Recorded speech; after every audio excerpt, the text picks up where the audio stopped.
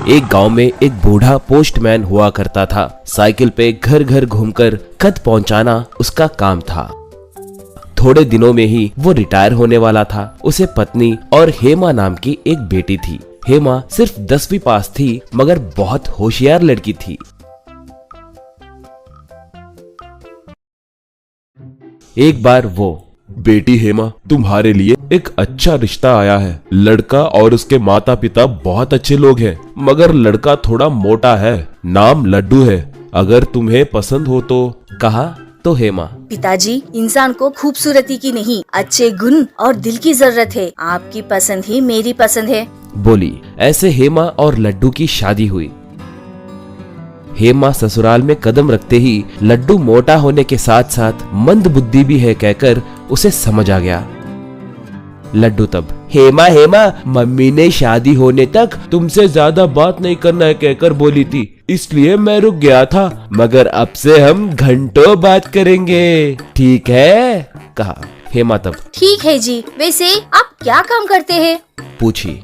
लड्डू तब, मुझे कोई भी काम ठीक से नहीं आता है कहकर मेरे माता पिता दोनों हर दम मुझे डांटते रहते हैं, इसलिए वो लोग मुझे कोई भी काम नहीं बोलते। मगर वो दोनों गाड़ी पे चिकन मटन के आइटम्स बनाकर बेचते हैं, वो बहुत स्वादिष्ट होते हैं।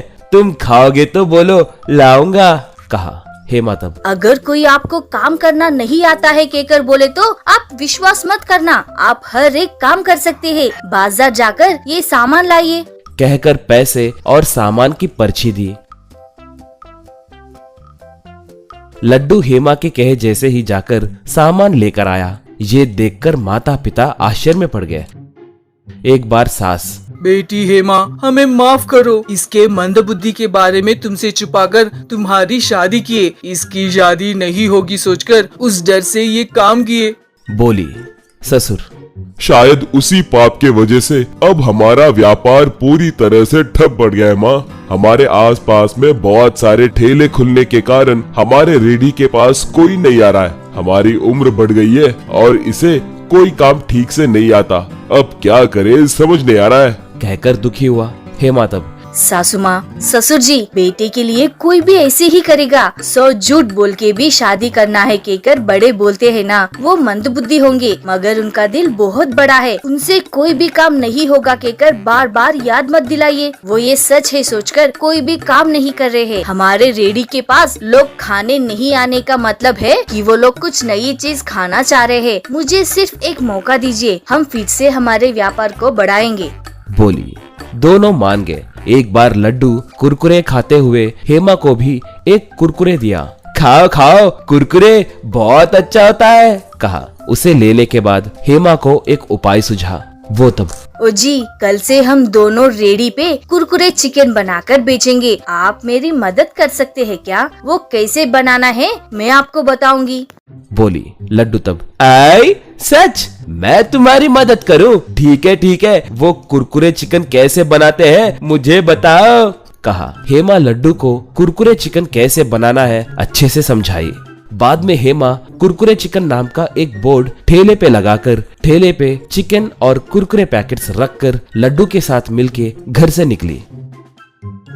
रेडी के पास लड्डू, आइए भाई आइए, कुरकुरे चिकन, गर्मा गर्म स्वादिष्ट कुरकुरे चिकन, आइए आइए, कहकर पैकेट्स पकड़ के पुकारने लगा। ये क्या है कहकर देखने के लिए लोग वहां आए। लड्डू तब कुरकुरे पैकेट्स फाड़कर एक प्लेट में रखकर उन्हें अच्छे से मसलकर उनका चूरन बनाया।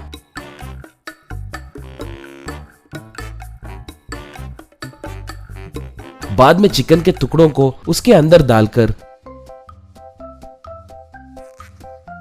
अंडों को फोड़कर उसमें मिलाकर नमक, मिर्च और मसाला अच्छे से घोलकर वो चिकन प्लेट हेमा को दिया। हेमा उन चिकन के टुकड़ों को तेल में डालकर अच्छे से तलने लगी।